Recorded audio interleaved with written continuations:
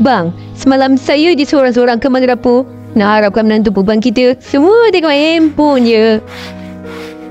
Si Iyati tu balik awal bukan nak tolong saya buat cepat. Tahu makan je. Lepas tu masuk bilik dengan anak kita si Sidi tu.